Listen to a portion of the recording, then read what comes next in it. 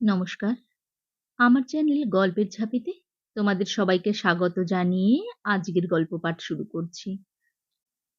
আজ আমি তোমাদের পড়ে শোনাব বিভূতিভূষণ বন্দ্যোপাধ্যায়ের লেখা ছোট গল্প বৈদ্যনাথ। গল্পটি যদি তোমাদের ভালো লেগে থাকে বন্ধুদের সঙ্গে শেয়ার করো।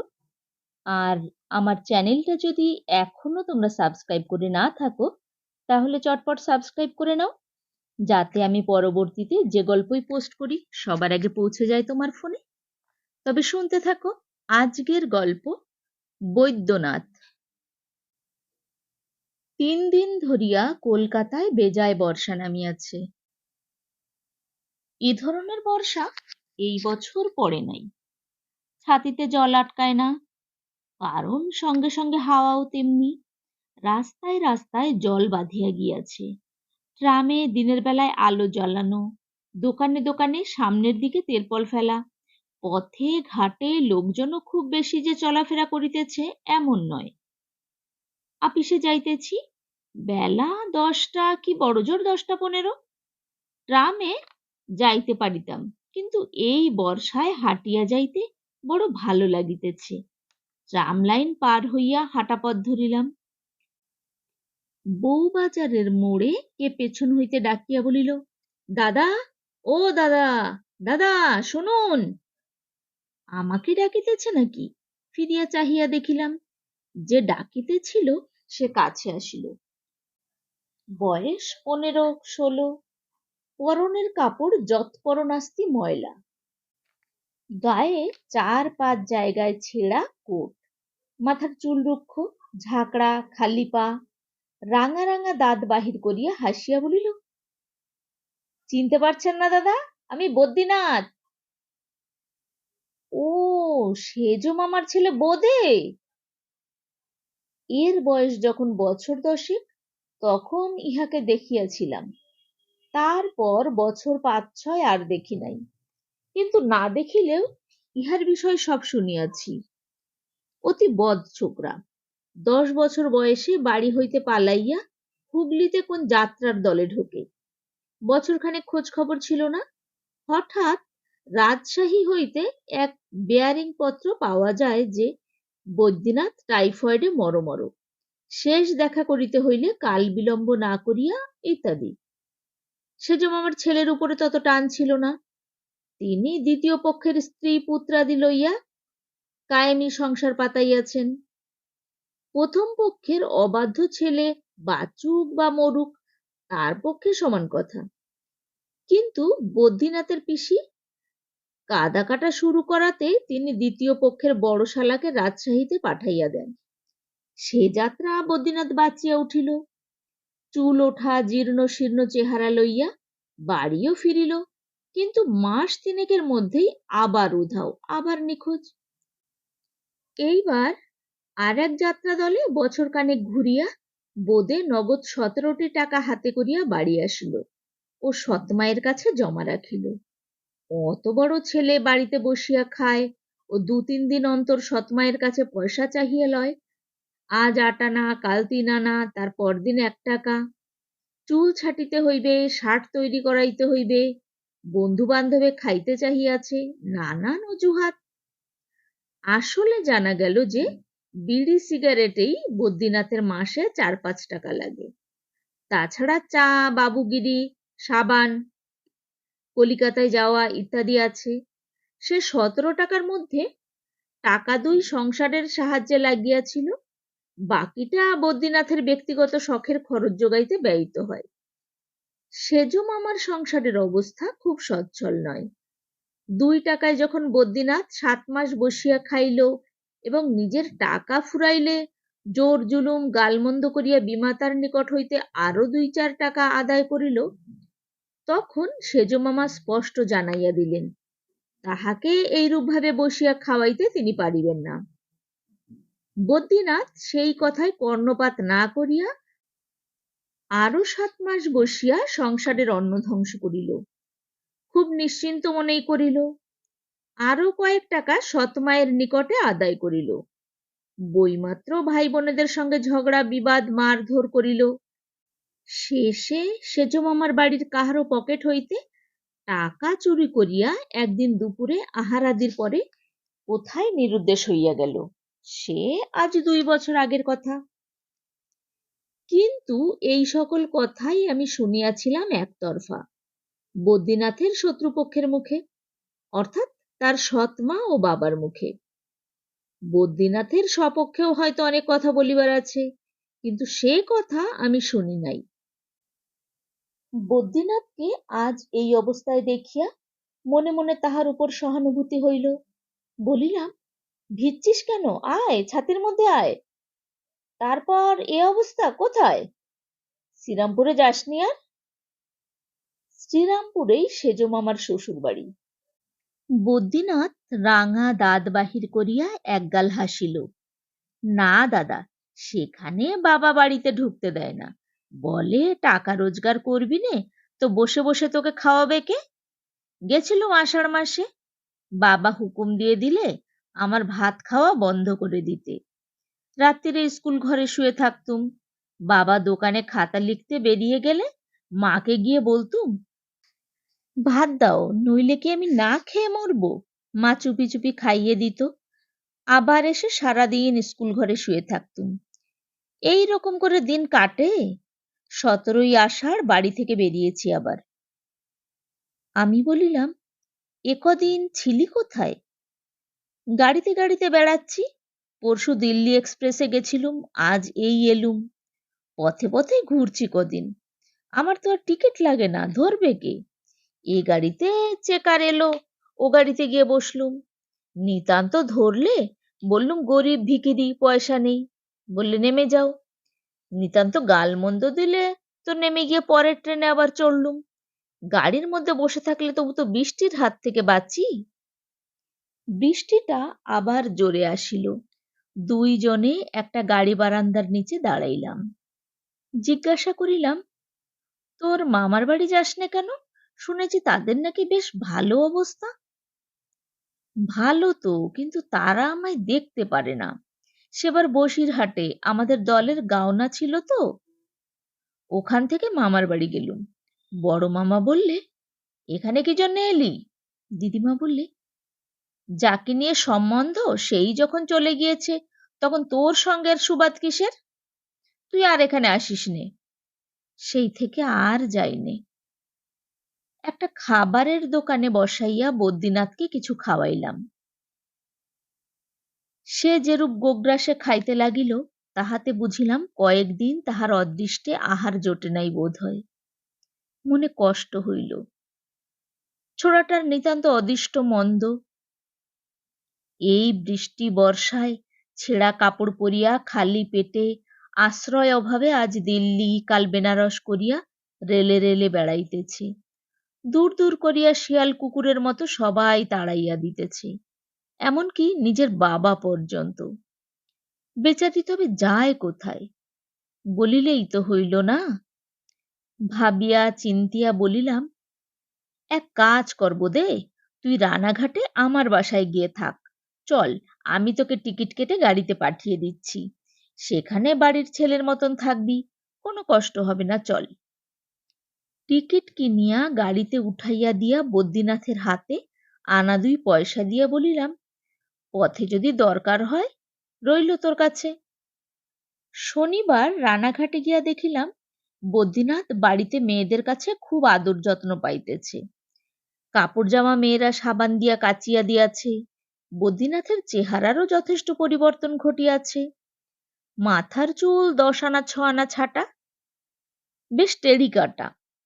পথের মোড়ে সাঁকোর উপর বসিয়া বিড়ি খাইতেছিল। আমায় দেখিয়া তাড়াতাড়ি ফেলিয়া দিল। দাদার ছোট মেয়ে পাঁচির জন্য একখানা সাবান আনিয়াছিলাম। দুপুরের পরে সেখানা ব্যাগ হইতে বাহির করিয়া তাহাকে দিতেছি। বদ্রীনাথ ব্যগ্রভাবে হাত বাড়াইয়া বলিল, ও সাবান কি করবে দাদা, দিন দিন না। আমি একটু অবাক হইয়া গেলাম। 16-17 বছরের ছেলে, নিতান্ত খোকাটি নয়, 7-8 বছরের মেয়ে, সম্পর্কে তার ছোট ভাইজি হয়, তার জিনিস কাড়িয়া লইতে যায়, আর বিশেষ করিয়া আমার হাত হইতে। পাঁচিকে বলিলাম, পাঁচি, এ সাবানখানা তোর কাকাকে দে, তোর জন্যে এখানকার বাজার থেকে আর একখানা আনিয়ে দেবক্ষণ, কেমন তো? পাঁচি আমার কথার প্রতিবাদ করিল না, নীরবে কাদো কাদো মুখে ঘাড় নাড়িয়া সম্মতি জানাইল। সাবানখানা বদ্যিনাথ লোভ লোলুপ ব্যগ্রতার সহিত আমার হাত হইতে একরূপ লুফিয়াই লইল। মনটা আমার কেমন অপ্রসন্ন হইয়া গেল।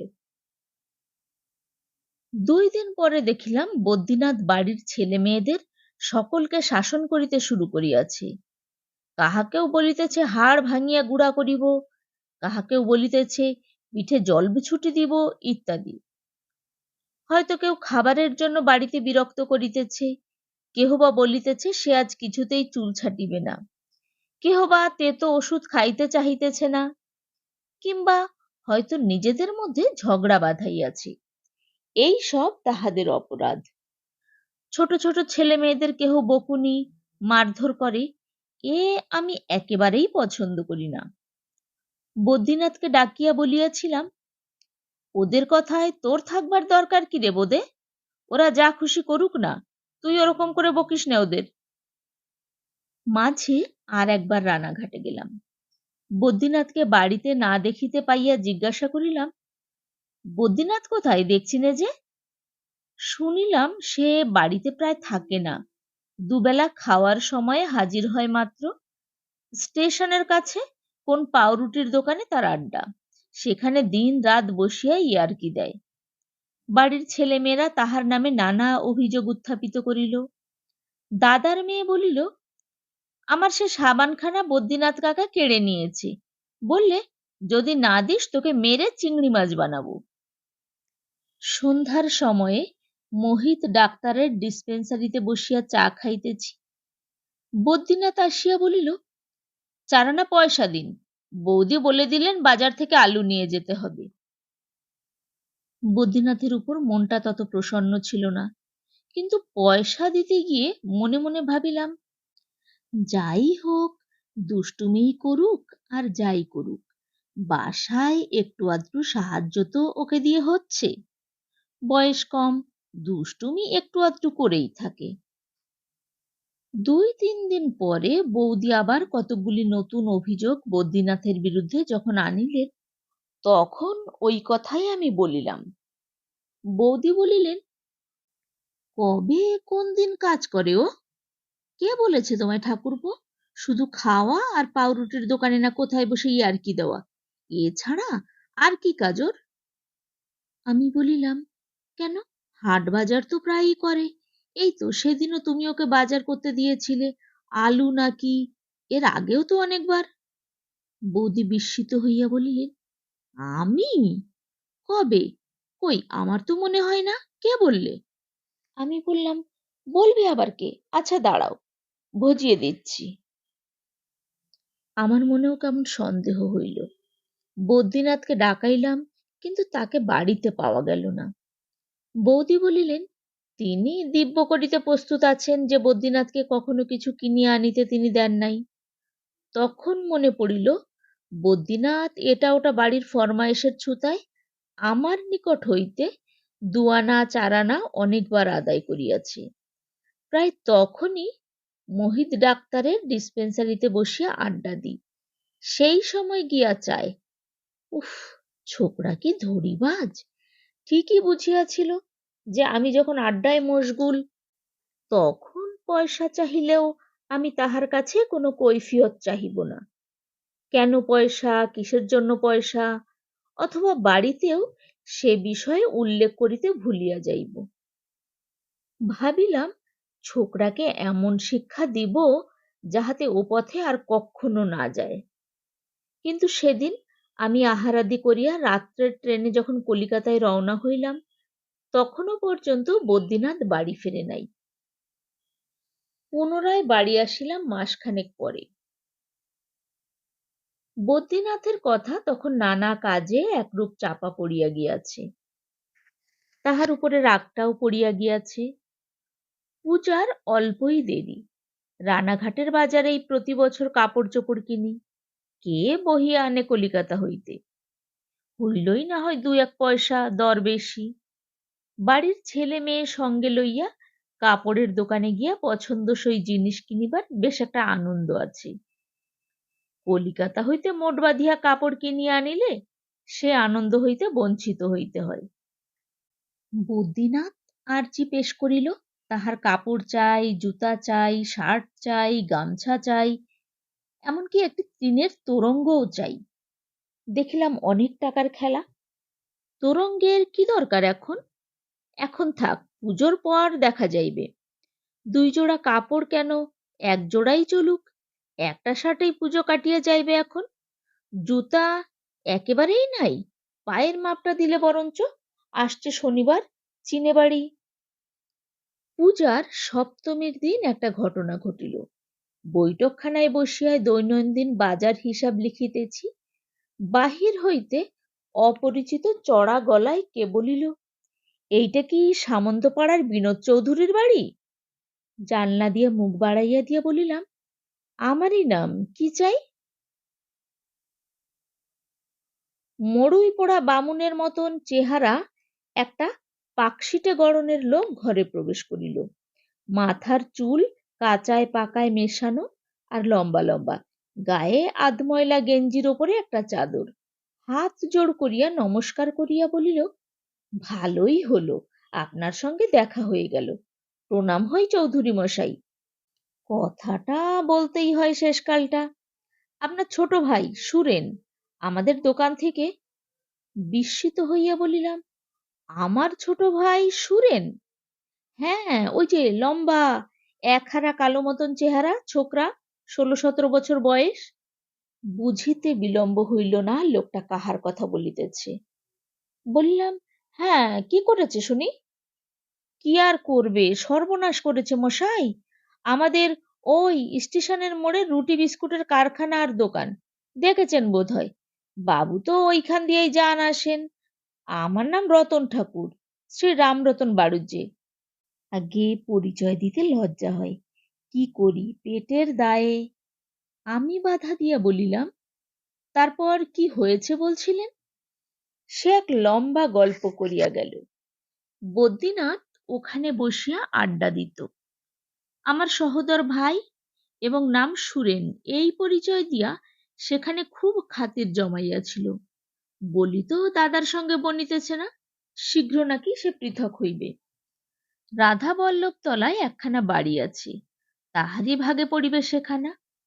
তখন সে ও রতন ঠাকুরের রুটি বিস্কুটের ব্যবসায় যোগ দিবে, কিছু মূলধন ফেলিতেও রাজি আছে। রতন ঠাকুর তাহাকে বিশ্বাস করিয়া দোকানে বসাইয়া মাঝে মাঝে স্টেশনের প্ল্যাটফর্মে নিজের ভ্যান্ডারদের কাছে যাইত। এরকম আজ মাস 2 চলিয়া আসিতেছে। রতন কোনো অবিশ্বাস করিত না।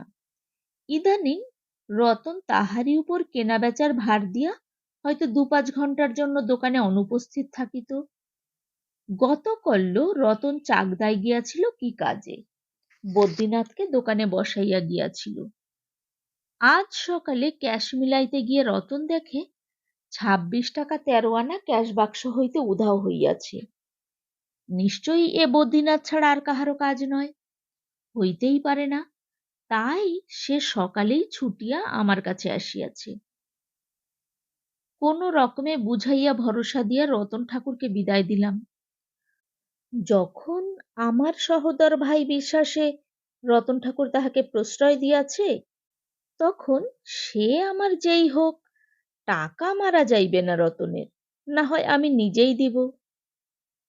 বদ্যিনাথকে রতনের সামনে ডাকানো আমার উচিত বিবেচনা করিলাম না। ঘরের ভিতর তর্কাতর্কি, কথা কাটাকাটি আমি পছন্দ করি না। রতন চলিয়া গেলে বদ্যিনাথকে ডাকাইয়া বলিলাম, আমার এখানে থাকা তোমার পোষাবে না বদ্যিনাথ, তুমি অন্য জায়গা দেখে নাও। বিকালে বদ্যিনাথ পোটলা পুটলি লইয়া বিদায় হইল। ওর পরে বদ্যিনাথকে দেখি নাই আর অনেক দিন। মাস 5-6 পরে ট্রেনে কলিকাতা হইতে ফিরিতেছি। ব্যারাকপুর প্ল্যাটফর্মে হঠাৎ দেখি অতি মলিন এক কাঁচা গলায় বদ্যিনাথ। ব্যাপার কি? সেজ মামা ও মামিমা দিব্যি সুস্থ দেহে বর্তমান আছেন। গত শনিবারেও দেখা করিয়া আসিলাম। তবে বদ্রীনাথের গলায় কাঁচা কিসের? ব্যাপারখানি ভালোভাবে বুঝিবার পূর্বেই বদ্রীনাথ আমার গাড়ির দরজাতে আসিয়া পৌঁছিল এবং ইনাইয়া বিনাইয়া যাত্রীদের কাছে বলিতে লাগিল যে সম্প্রতি তাহার মাতৃবিয়োগ হইয়াছে, তাহার আর কেহ নাই। কি করিয়া মাতৃদায় হইতে উদ্ধার হইবে ভাবিয়া ভাবিয়া রাত্রে ঘুম হয় না, অতএব ইত্যাদি। সে আমার কামরায় আসিল বলিয়া অন্যদিকে মুখ ফিরাইয়া তাড়াতাড়ি সেই কামরা হইতে নামিয়া অন্য একখানা গাড়িতে গিয়া উঠিলাম। কি বিপদ, কি বিপদ! এমন বিপদেও মানুষে পড়ে। একদিন বড় মামার বাসায় গিয়া গল্পটা করিলাম। বড় মামা বলিলেন, ওর কথা আর বলো না, মধ্যে কি মাসটা যেন এখানে তো এলো। তোমার মামিমা বললেন, বোদে তুই তো এলি, তোর পকেটে তো একটা পয়সাও নেই দেখছি, আমার কিন্তু ভয় হচ্ছে রে। বোদে বললে, আমারও ভয় হচ্ছে জ্যাঠাইমা, টুনুর গলার হার, ছোট খুকির বালা সামলে রাখো। তোমার মামিমা তখন তাহাদের হার বালা সব খুলে ট্রাঙ্কের মধ্যে পুরলেন। খুব সকালে বদ্রীনাথ চলে গেল, আমি তখনও মশারির মধ্যে শুয়ে। একটু বেলা হলে দেখি আমার বাঁধানো হুঁকোটা ঘরের কোণে নেই। খোঁজ খোঁজ আর খোঁজ, কার কীর্তি বুঝতে বাকি রইল না। সেই থেকে আর তাকে দেখি না। ছোকরা এমন করে উচ্ছন্নে গেল। ওর বাবারও দোষ নেই, ওকে মানুষ করবার চেষ্টা যথেষ্ট করেছিল, কিন্তু যে মানুষ না হবার, তাকে মানুষ করে কার সাধ্যি। পুজোর পরে সেজ মামার পত্রে জানিলাম দত্তপুকুরের জমিদারি কাছারি হইতে একখানা পুরানো কাপড় চুরি করিবার ফলে বদ্রীনাথের জেল হইয়াছে 3 মাস। জেল হইতে বাহির হইবার অনেক দিন পরে সে একবার রানাঘাটে আমার বাসায় আসিল। সকলের মুখে শুনিতে পাইলাম বদ্রীনাথ ভালো হইয়া গিয়াছে, কিন্তু কি করিয়া তাহারা একথা জানিল আমি তাহা বলিতে পারি না। কিন্তু হঠাৎ দেখি বদ্রীনাথকে বাড়ির সবাই খুব যত্ন আদর করিতেছে। দিন 2-3 বাসায় থাকিল। একদিন সকালে বদ্রীনাথ চা খাইতে খাইতে আমারই সঙ্গে বসিয়া গল্প করিতেছে। বউদিদি আসিয়া বলিলেন, বোদে এই বাটি রইল, আর ঠাকুরপোর কাছ থেকে 10টা পয়সা নিয়ে ওই মোড়ের দোকান থেকে সর্ষের তেল নিয়ে আসিস তো। বদ্রীনাথকে পয়সা বাহির করিয়া দিলাম চা খাওয়ার পরে। বদ্রীনাথ কাঁসার বাটিটা হাতে করিয়া পয়সা ট্যাকে গুজিয়া বাহির হইয়া গেল। সকাল 7:30টার বেশি নয়। বদ্রীনাথের সঙ্গে পুনরায় দেখা বছরখানেক পরে। হঠাৎ একদিন কলকাতায় সীতারাম ঘোষের স্ট্রিটের মধ্যে একটা গলির মোড়ে জীর্ণ মলিন ছন্নছাড়া মূর্তি, খালি পা, বড় ঝাঁকড়া রুক্ষ চুল, যেমন ময়লা কাপড় পরনে ততোধিক ময়লা জামা গায়ে।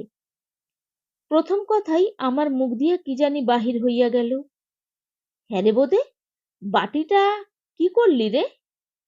এই 1 বৎসর যেন ওই কথাটা জানিবার জন্যই হাঁ করিয়াছিলাম।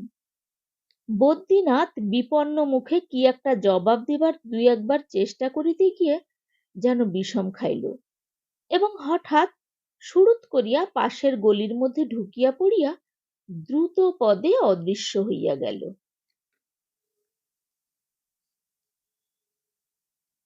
এতক্ষণ তোমরা শুনছিলে বিভূতিভূষণ বন্দ্যোপাধ্যায়ের লেখা ছোট গল্প বৈদ্যনাথ। গল্পটি কেমন লাগলো কমেন্ট বক্সে লিখে জানিও। গল্পটি শুরু থেকে শেষ পর্যন্ত শোনার জন্য অনেক ধন্যবাদ। খুব ভালো থেকো আর আমার পরের গল্পের জন্য অপেক্ষা করো।